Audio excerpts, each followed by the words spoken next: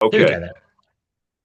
Now, coming up, it's always great to, invite previous guests back on my show. We've got the one and only Joe Hermes, a very busy man because he's just come off the back of a UK tour supporting Boyzlife. Now he's back with a new single. Welcome to my show. Nice to have you back and your company again to chat about your another latest single of yours. Yeah, Dan, thanks for having me. I'm happy to be here. Always a pleasure. And tell me, how did you find, your overall experience with your UK tour with Keith and Brian in concert? Oh man, that was fantastic. We had so much fun. Like every single show for 6 weeks. We had 24 shows and every single one of them was just an absolute hoot. Got along great. We would obviously meeting the fans, saw you at one of the Yes, shows and it was like yeah, I mean it just felt like a big happy family. I mean, that's good. as odd as it felt going in, being a country rock guy going into a Boyzlife tour, we kind of stood out on our own and made some fans, and it just, yeah, it felt very natural and felt like a great time use of our time. Well, I'm very happy that the whole experience was an enjoyable one for you. Your brand new single was called Boots on Broadway, you're busy promoting. And just tell me a little bit more about this.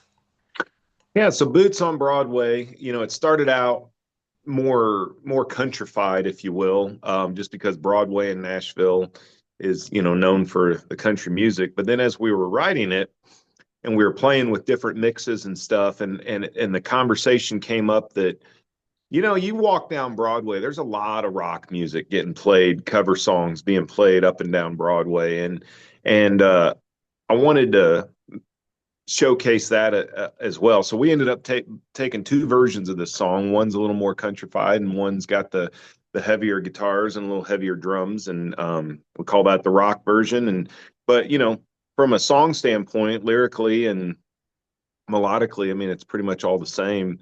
And I think it's a good representation. Like I can see it being played on Broadway, just the feel, the vibe, everything.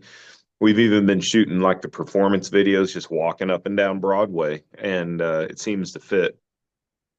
Thank you. Yeah, it's impressive both versions. You spoke for choice, really, best of both worlds for the listener, really. Yeah, I mean, I didn't want to alienate. We've spent a lot of time in the last year pushing the some of the more country stuff, and anybody that's taken the time to, in 5 seconds, you're going to see where I have both rock and country songs, and I didn't want to alienate one side or the other because I felt like a lot of people that I met in the UK and even here in the States, I mean, they like a little bit of both. And if they're feeling, if they like what I do and they're feeling like getting a little more of the rock thing going, they can listen to that or Mm. the other. And it just seemed like a good use of especially knowing Broadway and kind of knowing where it's been going in the last, 5, 10 years as I've been going down there. Um, yeah, I thought you can walk in and hear Wagon Wheel, or you can walk in and hear Living on a Prayer by Bon Jovi, and it just it works. It all, same listener base. So I didn't see the need to just pick one or the other. And still keeping with the high energy and the foot tapping, with the elements, very important, to have that in your music, especially because I went to see you in the concert, you got a big auditorium and you want them on their feet. Yep.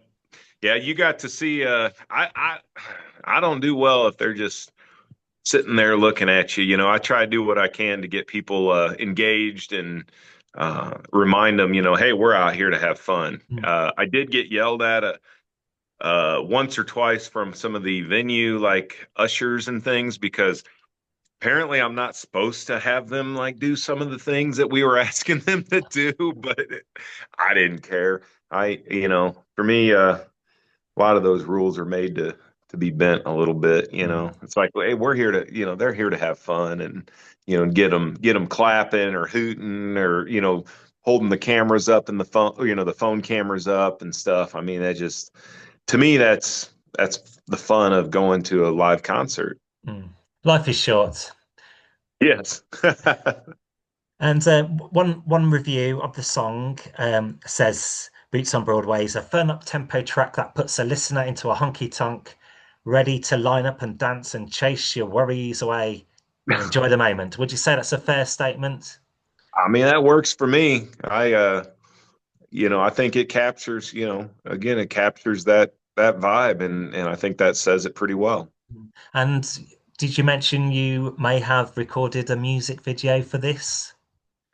So we didn't actually do the full-blown music video. We just kind of did some extended like performance videos.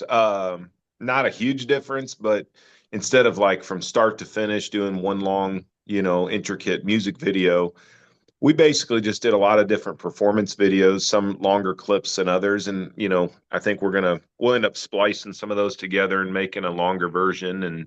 But yeah, there's some cool content, me actually on Broadway strutting up and down the street and saying hey to people. And, you can, see the nightlife there if you've never been. And that was my whole goal, was to like let people, if you're overseas, experience what that's kind of like. It's that we call it Nash Vegas for a reason. It's got all the bright lights and the activity going on.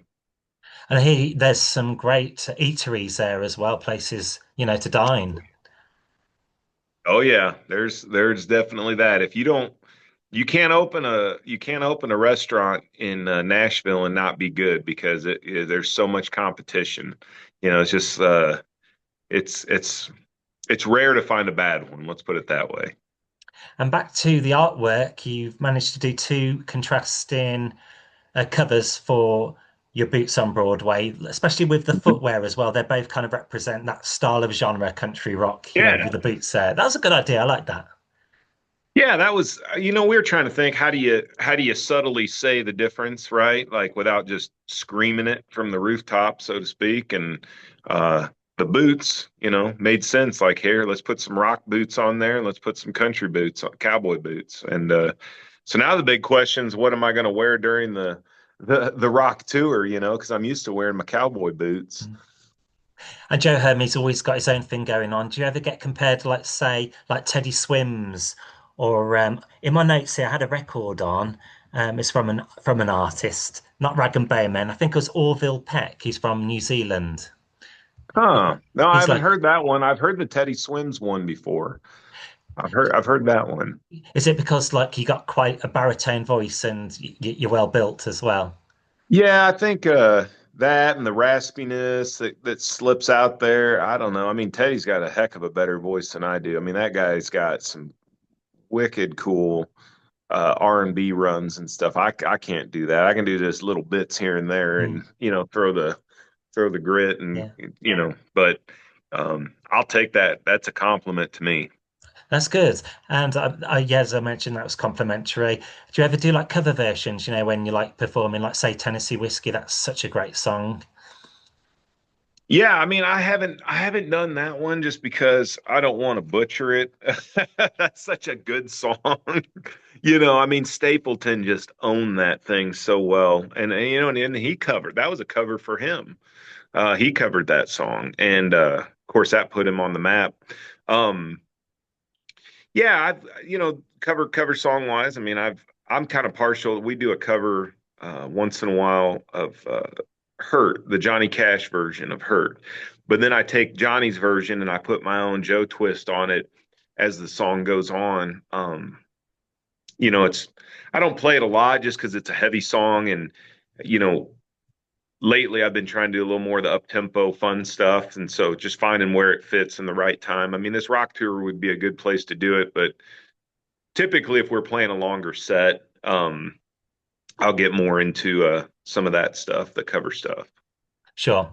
And you have some live shows coming up. You're supporting Lansdowne on tour in the UK in late April, so you're back here again. What are you most looking forward to performing back in the UK? Hopefully the weather's, going to be a bit more of a fairer climate for you. That'll be a nice change. We've seen plenty of the rainy, dreary days, and in November, and then the 6 weeks we were there in February and March. So yes, I'm looking forward to the sunshine, and um, What was the other part of that question, Dan? Andy? Yeah, so I've got a follow-on question to that as well. What do you enjoy? But first, before I'm going to ask that, you've got some new venues you're playing as well Hmm. on the tour as well. I know it says one in Wolverhampton. And what do you enjoy about playing these small, intimate venues? Well, I mean, it's going to be a bit of a change coming off the Boyzlife venues for sure. It's a little more back to the roots for me. I mean, that's a lot more of what I do here in the States. The smaller theaters, the smaller clubs type of thing. So I think I just like the raw energy that you can feel. I mean, the bigger the venue, the more distance there is between you and the fans. I like I like the intimacy of it. I think I sing from the heart, and I even talking in between songs and the storytelling and stuff. Uh, I like the big stage, but I don't mind the small and intimate either. And I've Is never that, been to these venues either, so it's going to be a first, for me. I have no idea what I'm walking into. and I must ask, where's best for people to follow you, like social media, or just to check out if you're in a town near them? Sure. JoeHermesMusic.com or Joe Hermes Music is the handle on all my socials. And even if you just go to Google and type in Joe Hermes, it'll link you. We've done plenty of digital work that it'll bring you to my stuff. But yeah, go on there and you'll see all the tour dates. We've got things booked up through May 3rd through the end of the tour. And then I'm not sure what comes after that, but we're working on getting back over there again, at least one or two more times before during this year. And how was Germany as well? Because I noticed you were branching out, performing in Europe as well, mainly in Oh, Europe. that's where we're going. Yeah, we actually I leave for Germany Saturday. So Right. I haven't actually put my boots on the ground, so to speak. Yeah, well, but Saturday we're heading to Germany, and that'll be we got a big chunk of shows that kick off there, and then it makes its way through France and Austria and the Czech Republic, and into back into the UK. Um, so it's going to be an adventure. That's good. And wanted to ask, you're a busy man, as I says at the start of the interview. How do you avoid is there ways to avoid burnout and jet lag? Mm, it's a challenge. Luckily I love what I do, and that natural energy keeps me going, the adrenaline. But it is something that I try to really get as much rest as I can. Eat. I try not to eat a bunch of crap. Try to eat good food, um, and then yeah, just try to manage that jet lag. And I typically start trying to get to bed earlier and earlier in the States here, so to try to minimize that impact. I've done a pretty bad job of that this week leading up to this tour, so I'm sure I'm going to pay the price for it. But luckily, we've got a few days of pre-production before the tour kicks off. So hopefully that'll give me some time to adjust. Right. So rest and reset and a good night's Yes, sleep. Perfect. correct. Yeah. Well, I think that's everything I wanted to ask you on today's interview. It's you're always good to catch up with you, Joe, and you're constantly releasing new music as well. So yeah, I take my hat off to you. Yeah. Well, thank you, and glad to be back. And I'm sure we'll do this again, hopefully down the road. Yeah, sure. And maybe catch you on a show near me soon. All right. And Yeah, for it'd be listeners great. as well, please do check out Joe coming to a town near you in the UK in late April. Yep. Thanks, Be Joe looking for you. Hermes.